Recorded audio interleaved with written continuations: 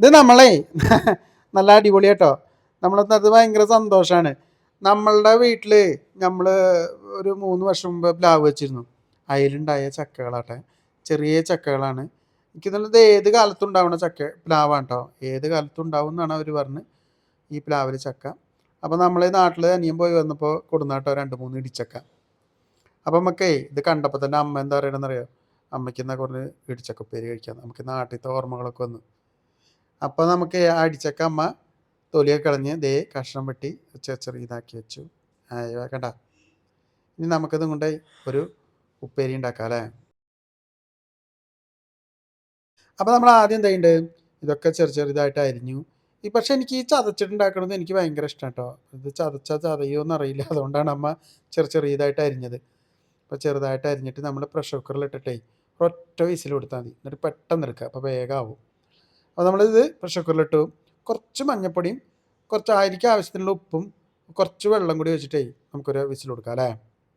ആയിവാ. അപ്പോൾ അതൊക്കെ ആയി റെഡിയായി. നമുക്കൊന്ന് വിസിൽ വെച്ച് തരാം അല്ലേ.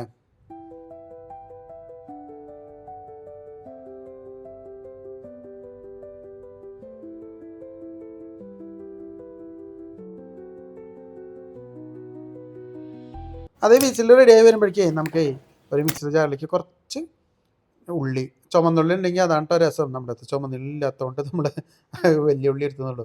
കുറച്ച് ചുമന്ന മുളക് കൊടുക്കുക, ഒന്നും കൂടെ ഗ്രൈൻഡ് ചെയ്തെടുക്കുക കേട്ടോ.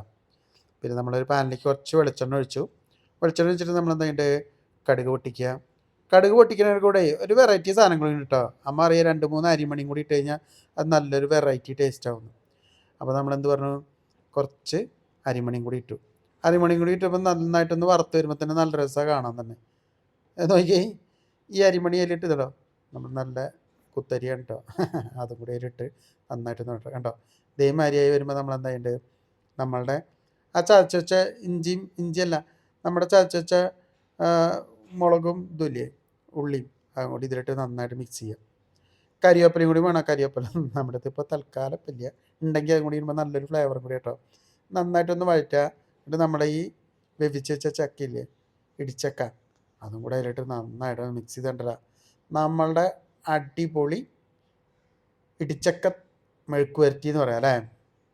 തോരൻ എന്ന് പറയുമ്പോൾ നമ്മൾ തേങ്ങ ഇടും. അപ്പോൾ നമ്മുടെ ഇടിച്ചക്ക മെഴുക്ക് വരട്ടി അടിപൊളിയായിട്ടാണ് കണ്ട. 2-3 വറ്റൽ മുളകൊക്കെ ഇങ്ങനെ അതിൻ്റെ കൂടെ വറുത്തിട്ട് കാണാൻ തന്നെ നല്ല രസം. ഓക്കെ.